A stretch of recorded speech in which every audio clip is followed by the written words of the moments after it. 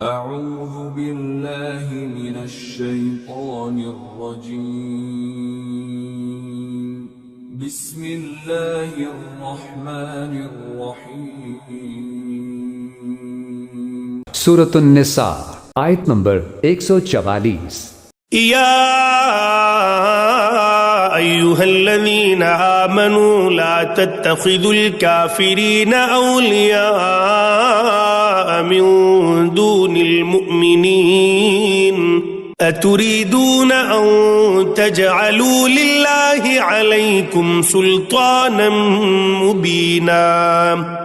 ترجمہ: مسلمانوں کو چھوڑ کر کافروں کو دوست مت بناؤ۔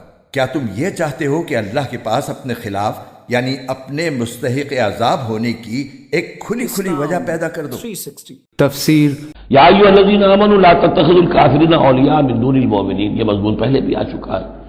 یہ بھی ایک نفاق کی علامت ہے کہ اہل ایمان کو چھوڑ کر کافروں کے ساتھ دوستیوں کی پیلیاں بڑھائی جائیں۔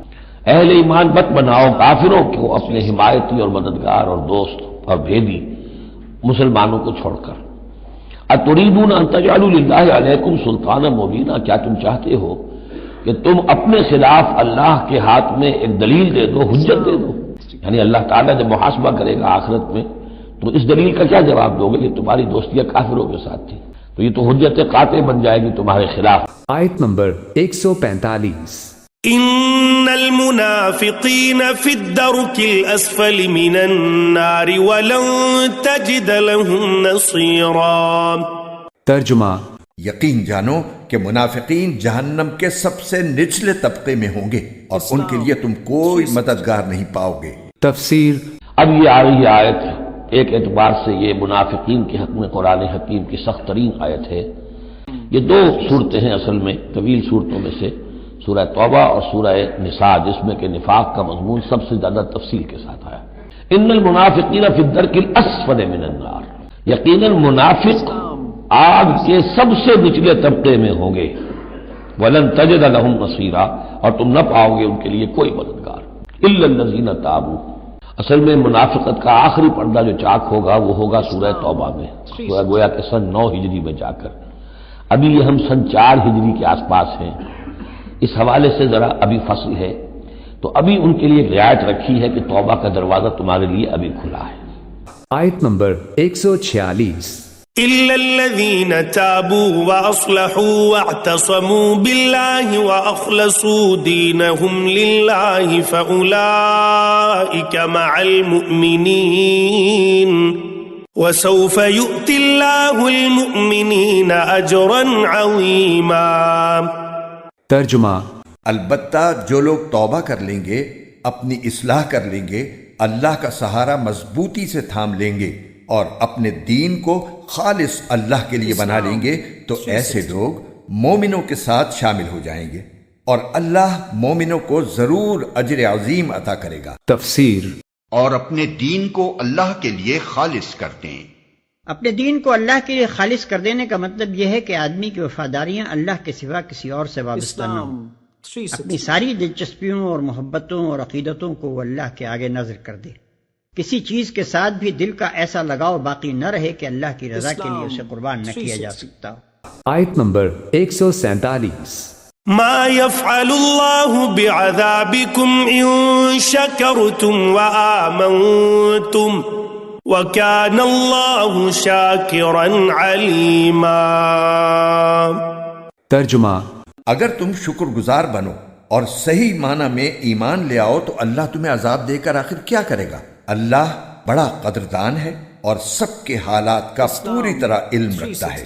تفسیر: شکر کے اصل معنی اعتراف نعمت یا احسان مندی کے ہیں۔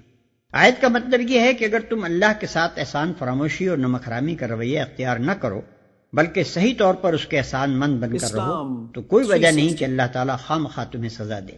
ایک محسن کے مقابلے میں صحیح احسان مندانہ رویہ یہی ہو سکتا ہے کہ آدمی دل سے اس کے احسان کا اعتراف کرے، زبان سے اس کا اقرار کرے اور عمل سے احسان مندی کا ثبوت دے۔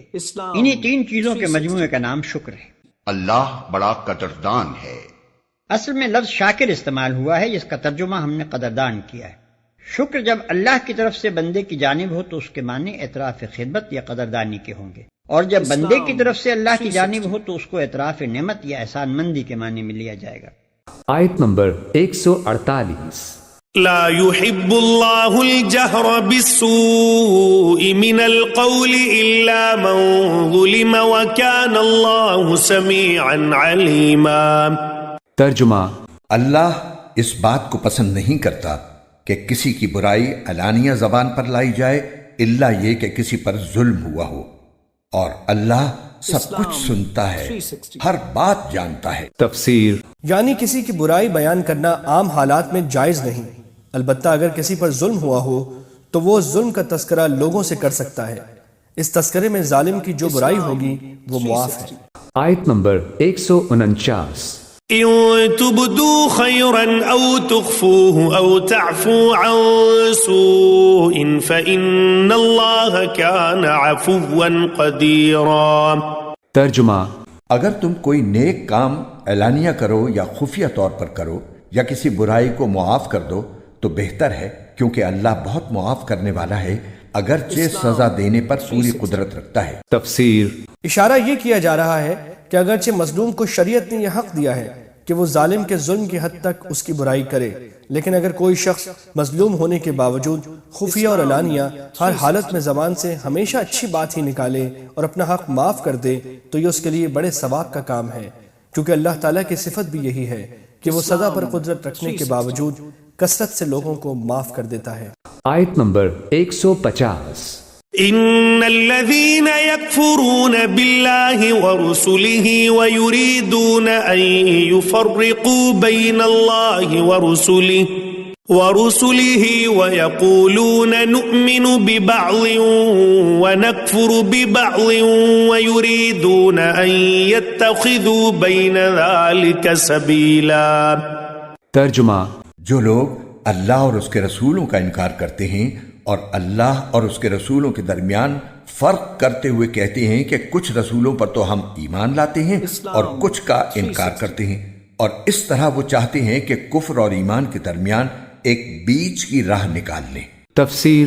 اب پھر یہ بہت اہم مضمون آ گیا ہے، وحدت الادیان کا جو ایک بنیادی جڑ ہے اس کی جڑ کو یہاں کاٹی جا رہی ہے۔ غلط فلسفہ جو وحدت ادیان کا، ایک ہے رسولوں میں تفریق کرنا، ایک رسول کو ماننا ایک کو نہ ماننا، ایک ہے اللہ کو علیحدہ کر دینا رسول کو علیحدہ کر دینا۔ یہ جہالت ہے جو فتنہ انکار حدیث میں، فتنہ انکار سنت میں، اور یہ کہ بس اہل قرآن جو اپنے آپ کو سمجھتے ہیں کہ رسول کا کام تھا قرآن پہنچا دینا، اللہ اللہ خیر صلی اللہ۔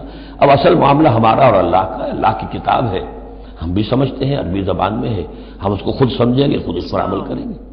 باقی رسول نے اپنے زمانے میں مسلمانوں کو اس کی جو تشریح سمجھائی تھی، ٹھیک ہے، اس وقت انہوں نے قبول کر لی، لیکن رسول کی تشریح جو ہے وہ دائمی نہیں ہے، دائمی شے صرف قرآن ہے، گویا کہ اللہ کو اور رسول کو جدا کر دیا، وہ بات یہاں آ رہی ہے۔